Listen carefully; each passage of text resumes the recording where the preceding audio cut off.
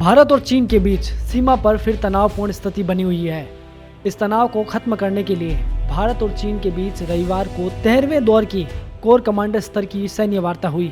ये वार्ता पूरी तरह से सिफर रही, क्योंकि इस बैठक में जब भारत ने चीन को पीछे हटने के लिए कहा तो चीन भड़क गया और भारत के खिलाफ जहर उगलने लगा।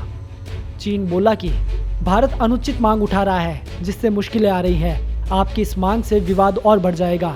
यही नहीं, चीन ने आधिकारिक बयान जारी करते हुए यह भी कहा कि 13वें दौर की कोर कमांडर स्तर की बैठक के दौरान भारत ने अनुचित और अवास्तविक मांगों पर जोर दिया।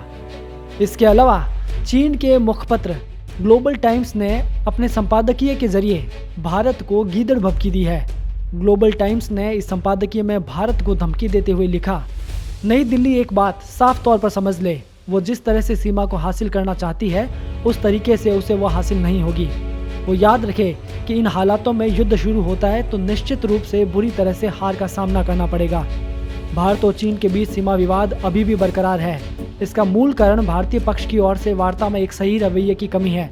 वास्तविक स्थिति के इतर भारत की मांगे अव्यावहारिक होती है। इतना ही नहीं, चीन के इस अखबार ने भारत को मौका परस्त तक करार दिया।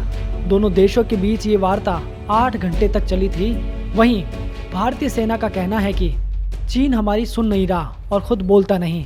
भारतीय पक्ष ने मुद्दों के समाधान के लिए सकारात्मक सुझाव दिए, लेकिन चीनी पक्ष उनसे सहमत नहीं लगा और वो आगे बढ़ने की दिशा में कोई प्रस्ताव भी नहीं दे सका। चीन के इस रवैये के चलते ही इस बातचीत का कोई समाधान नहीं निकल पा रहा है। खैर, ये वार्ता तो असफल रही, लेकिन ये कोई नहीं जानता कि चालाक चीन आखिर चाहता क्या है। उसने एलएसी के संवेदनशील क्षेत्र में इस समय करीब 50 से 60 हजार सैनिक तैनात कर रखे हैं। ऐसे में भारत ने भी इतनी ही संख्या में सैनिक तैनात कर दिए हैं। देखते हैं आगे क्या होता है। टीम खबर अपडेट।